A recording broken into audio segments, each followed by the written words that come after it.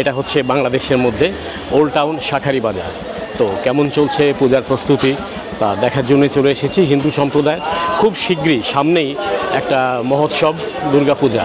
তো দুর্গাপূজার প্রস্তুতি হিসাবে শাঁখারী বাজারে অবস্থা কী বা হিন্দু সম্প্রদায় কেমন আছে সেটা আপনাদের দেখাবার জন্যই আমি চলে এসেছি। তো আমার সঙ্গেই থাকুন, চলুন কথা বলে দেখি ওরা কেমন আছে। নমস্কার, কেমন আছেন দাদা? কেমন আছেন? ভালো আছেন? আপনার দোকানে তো আগেও এসেছি। কি নাম আপনার? নমস্কার। অমূল্যচন্দ্র দাস। হ্যাঁ, অমূল্যচন্দ্র দাস। অমূল্যচন্দ্র দাস। তো আপনার তো বাদ্যযন্ত্রের দোকান। তো পূজার প্রস্তুতি কেমন? এখনো তো দেরি আছে, তো সামনে আশা করি বাড়তেও পারে। তো বানাচ্ছেন তো অনেক কিছু মোটামুটি, এখন ঈশ্বর যদি সহায় হয়।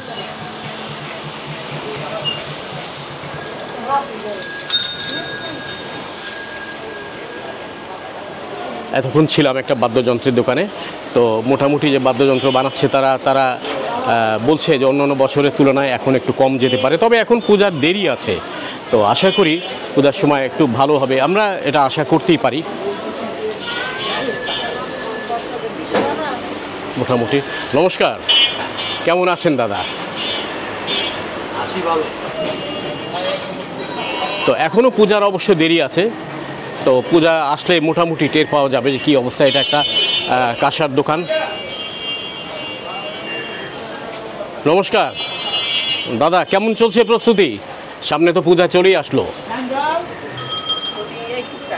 হ্যাঁ, টুকটাক আশা তো আমরা অনেক কিছুই করি।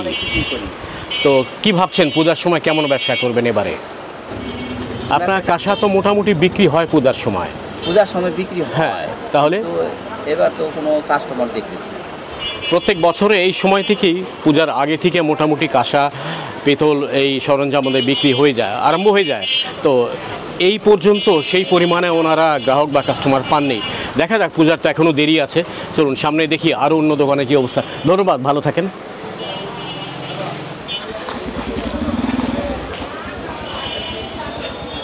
পূজার প্রস্তুতি হিসাবে যে খুব খারাপ তা তো নয়, তবে এখনও তো পূজার দেরি আছে। আর যদি পূজা সামনে এসেই যায় তাহলে পূজার সামনে এখনও দেরি আছে। তো পূজা আস্তে আস্তে আশা করব জমজমাট হয়ে উঠবে, পূজা উৎসব হবে। আসলে ধর্ম যার যার, দেশ তো সবার। বাংলাদেশ এমন একটা দেশ যেখানে সব ধর্মের লোকের মোটামুটি মিলেমিশে থাকার সমান অধিকার আছে। দাদা নমস্কার, কেমন আছেন আপনি? চিনতে পেরেছেন? আগে আপনার সঙ্গে কথা হয়েছে। তো কি মনে করছেন এবার পূজা কেমন উৎসব করবে? হ্যাঁ, মা কিভাবে আসবে সেটা মায়ের বিষয়। আর আপনি কিভাবে চিন্তা করছেন, মানে উৎসব কিভাবে পালন করবেন, কেমন? তো চিন্তার বিষয়। শোনেন, ধর্ম যার যার, দেশ কিন্তু সবার, রাষ্ট্র কিন্তু সবার। তো এই দেশে আপনারও সুন্দরভাবে উৎসব করার অধিকার আপনার আছে। তো সেভাবে আপনি কতটুকু মানে আশা করছেন করতে পারবেন? আমরা যতটুকু পারি আমাদের নিজেরা আয়োজনে আমরা দেশ মানে আমাদের পূজার মণ্ডপে যেন কোনো গ্যাদারিং না হয়, কোনো গ্যাঞ্জাম না হয়, এভাবেই আমরা ডিউটি। তো এই বিষয়ে সরকার তো মোটামুটি উদ্যোগ নিয়েছে যে মানে ফুল সিকিউরিটি দেওয়ার জন্য, এবং সেটা আশা করি দেবে।